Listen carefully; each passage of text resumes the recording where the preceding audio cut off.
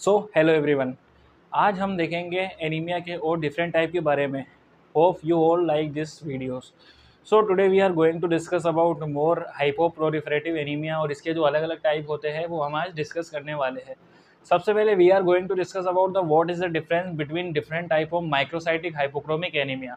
Microcytic hypochromic anaemia में हमने कौन कौन से एग्जाम्पल देखे थे? Basically iron deficiency anaemia, anaemia of chronic blood loss, sideroblastic anemia and thalassemia trait or minor. Now we are going to differentiate all these anemias on the basis of some peripheral blood smear findings. So what are the specific features of the anemias? Now we are going to discuss. सबसे पहले अगर अपन देखें iron deficiency anaemia में, तो anaemia जो होता है वो नॉर्मोसाइटिक होता है, नॉर्मोक्रोमिक होता है, एनीमिया होता है। So iron deficiency anaemia is basically normocytic normochromic. लेकिन कभी कभी हम क्या देखते हैं कि ये एनीमिया जो होता है वो माइक्रोसाइटिक हाइपोक्रोमिक कैटेगरी में भी फॉल करता है। So it is microcytic hypochromic also. Now what is the anaemia of chronic disease? So anaemia of chronic disease जो होता है वो भी बेसिकली क्या होता है? Normocytic normochromic anaemia. So it is also normocytic normochromic anaemia. What is sideroblastic anaemia? और जो सिडरोब्लास्टिक एनीमिया होता है उसमें डाइमॉर्फिक टाइप का एनीमिया होता है, मतलब ये माइक्रोसाइटिक हाइपोक्रोमिक भी होगा और नॉर्मोसाइटिक नॉर्मोक्रोमिक भी होगा। सो बोथ माइक्रोसाइटिक और मैक्रोसाइटिक सेल। थैलेसीमिया ट्रेट या फिर थैलेसीमिया माइनर जो होता है बेसिकली इसे हम कहते हैं microcytic hypochromic anaemia. Microcytic hypochromic anaemia. So this was basically the basic classification of the different type of microcytic hypochromic anaemia. Now we are going to discuss about the anaemia of chronic disease की हमें इसमें क्या क्या smear finding देखने को मिलेगी, कैसी characteristic features होते हैं। सबसे पहले हम देखें बेसिक पॉइंट के बारे में, तो इंटरल्यूकिन 6 और एक्टिविन जो होते हैं ये दोनों क्या होते हैं? स्टिमुलेट करते हैं हेप्सिडिन के प्रोडक्शन को from the liver. So interleukin 6 and activin stimulate for hepcidin production in the liver. तो हेप्सिडिन जो होता है वो एक प्रोटीन होता है जो कि रिस्पॉन्सिबल होता है आयरन के मेटाबॉलिज्म के लिए। सो ये मॉलिक्यूल जो होता है वो कहाँ से प्रोड्यूस होता है? लीवर से। तो इसके लिए कौन कौन रिस्पॉन्सिबल होते हैं? बेसिकली इंटरल्यूकिन 6 और activin. What is the gene regulating for hepcidin level? तो ऐसे कौन से जीन है जो कि हेप्सिडिन लेवल को रेगुलेट करते हैं? बेसिकली दो टाइप के जीन हमें यहाँ पे याद रखने। एक तो होता है HFE जीन जो होता है वो होता है हीमोक्रोमेटोसिस जीन, जो कि क्रोमोसोम नंबर 6 पर प्रेजेंट होता है। तो HFE gene on chromosome number 6 and hemojuvelin gene. तो ये these two type of gene are responsible for the production of the hepcidin from the liver. So what is the function of the hepcidin? Hepcidin जो होता है completely inhibit करता है फेरोपोर्टिन को। तो हमने देखा था कि ये रिस्पॉन्सिबल होता है जो आयरन मेटाबॉलिज्म होता है उसके लिए। तो ये क्या करता है? बेसिकली फेरोपोर्टिन जो होता है उसको इनिबिट करेगा। और फेरोपोर्टिन का फंक्शन क्या था? फेरोपोर्टिन जो होता है वो बेसिकली क्या करता है? Fe+2 को ट्रांसपोर्ट करता है फ्रॉम इंटेस्टिनल सेल्स। तो यहाँ पे क्या होता है? Fe+2 can not come out of the cell. तो जो हमारी एंटेरोसाइट थी वहां से आयरन जो होगा वो Fe+2 फॉर्म में सेल से बाहर नहीं आ पाएगा। तो this was the basic function of the hepcidin. और हेप्सिडिन जो होता है वो डाउन रेगुलेटेड हो जाता है हाइपोक्सिया के द्वारा। ये पॉइंट इंपॉर्टेंट है जो कि हमें याद रखना है। So hepcidin is being regulated, down regulated by the hypoxia. What is erythroferrone? तो इरिथ्रोफेरोन जो होता है, इरिथ्रोफेरोन का फंक्शन क्या होता है? इरिथ्रोफेरोन जो होता है वो बेसिकली इनिबिट करता है हेप्सिडिन को। So erythroferrone inhibit the hepcidin levels. What is the chemical findings, या फिर हम देखिए इसमें क्या क्या हमें बायोमार्कर्स जो होते हैं आयरन डेफिशिएंसी एनीमिया या अलग टाइप की एनीमिया को डिफरेंशिएट करने के लिए जो हमने देखे थे, जैसे कि serum ferritin, serum iron, serum total iron binding capacity और ट्रांसफेरिन सैचुरेशन। तो इन पे क्या क्या इफेक्ट पड़ेगा एनीमिया और क्रोनिक डिजीज में? सबसे पहले देखिए जो सीरम फेरेटिन जो होता है वो नॉर्मल से लेके इंक्रीज हो जाएगा किसमें? एनीमिया और क्रोनिक डिजीज में। सो एनीमिया और क्रोनिक डिजीज में क्या होता है कि जो फेरेटिन का लेवल होता है वो नॉर्मल से इंक्रीज की साइड जाता है। Next is serum iron. Serum iron का लेवल क्या हो जाएगा? यहाँ पे रिड्यूस हो जाएगा, बिकॉज फेरोपोर्टिन जो होता है वो इनिबिटेड है। तो इसलिए क्या हो जाएगा? आयरन सेल के बाहर नहीं आ पाएगा, जिस वजह से आयरन का लेवल जो हो जाएगा कम हो जाएगा। Next is total iron binding capacity, तो वो भी क्या हो जाएगी? रिड्यूस हो जाएगी। तो टोटल आयरन बाइंडिंग कैपेसिटी क्या हो जाएगी? वो भी रिड्यूस होगी यहाँ पे देख लेंगे। लेकिन आयरन डेफिशिएंसी एनीमिया में क्या हो रहा था? टोटल आयरन बाइंडिंग कैपेसिटी जो थी वो इंक्रीज हो रही थी। What is PSAT? PSAT is basically transference saturation. तो ट्रांसफेरेंस सेचुरेशन में हम क्या देखते हैं? Serum iron divided by TIBC into 100। तो यहाँ पे ट्रांसफेरेंस सेचुरेशन जो हो जाएगा वो रिड्यूस हो जाएगा क्योंकि सीरम आयरन का लेवल बहुत ज़्यादा लो है। सो ये कुछ बायोमार्कर्स थे जो कि हमें ध्यान रखने थे किसमें? एनीमिया और क्रोनिक डिजीज में। इन आयरन डेफिशिएंसी एनीमिया, अगर हम आयरन डेफिशिएंसी एनीमिया में देखें तो वहाँ पे सीरम फेरेटिन का लेवल जो था वो कम था।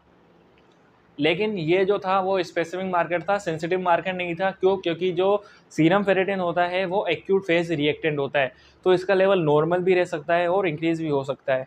नेक्स्ट सीरम आयरन, तो सीरम आयरन का लेवल होगा आयरन डेफिशिएंसी एनीमिया में लो। टोटल आयरन बाइंडिंग कैपेसिटी जो थी वहाँ पे हाई थी किसमें, आयरन डेफिशिएंसी एनीमिया में, और ट्रांसफेरेंस सेचुरेशन जो होता है वो लो होता है। So this was all about the anaemia of the chronic disease. Now we are going to discuss about the sideroblastic anaemia. Sideroblastic anaemia में हमें याद रखना है कि जो आयरन जब प्रोटोफोरफाइनिन के साथ बाइंड होता है तो वो फॉर्मेशन करता है हीम का। तो iron when bind with protoporphyrin then it will form the heme and globin, और जब हीम से ग्लोबिन आके जुड़ेगा तो उसे हम बोलेंगे haemoglobin. So this was the normal pathway which we have to learn. Now what is the deficiency of प्रोटोफायरिन will lead to? जब प्रोटोफायरिन की डेफिशिएंसी हो जाएगी तो आयरन क्या हो जाएगा, आरबीसी की मेम्ब्रेन जो है उसके पेरीफेरी पे जाके सिचुएटेड हो जाएगा, जिसे हम कहते हैं रिंग्ड सिडेरोब्लास्ट। तो iron goes to the perinuclear location. तो पेरीन्यूक्लियर लोकेशन पे जाने की वजह से क्या हो जाएगा, आयरन आरबीसी के चारों तरफ एक्यूमुलेट हो जाएगा in the form of ring, जिसे हम बोलते हैं रिंग्ड सिडेरोब्लास्ट। सो आयरन जो हो जाएगा sideroblastic anaemia. So this is known as sideroblastic anaemia, जिसमें आयरन जो होता है वो आरबीसी के अराउंड रिंग्ड फॉर्म में अरेंज हो जाता है, जिसमें कैरेक्टरिस्टिक रिंग्ड सिडेरोब्लास्ट हमें देखने को मिलेगी, जो कि पर्शियन ब्लू स्टेनिंग से हम देख सकते हैं।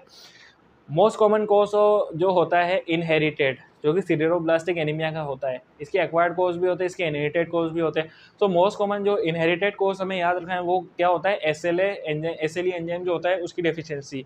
तो due to ALS synthase enzyme जो होता है, ALS synthase enzyme, so ALS synthase enzyme की डेफिशिएंसी की वजह से क्या हो जाएगा, सिडेरोब्लास्टिक एनीमिया। अब अगर अपन देखें इसमें सीरम फेरेटिन आयरन इन सबके लेवल को, तो सीरम फेरेटिन जो होता है वो नॉर्मल से इंक्रीज होगा किसमें, सिडेरोब्लास्टिक एनीमिया में। इसके अलावा सीरम आयरन का लेवल जो हो जाएगा वो इंक्रीज हो जाएगा, टोटल आयरन बाइंडिंग कैपेसिटी जो हो जाएगी वो रिड्यूस हो जाएगी, और ट्रांसफरिंग सेचुरेशन इसमें इंक्रीज हो जाएगा। So this was the basic level of the markers which we have to seen. Now what is the thalassaemia trait. Basically हम थैलेसीमिया ट्रेट को थैलेसीमिया माइनर भी कहते हैं। हमें याद रखना है कि जो हीमोग्लोबिन होता है इसकी दो चेन होती है, तो उसमें दो बीटा चेन होगी।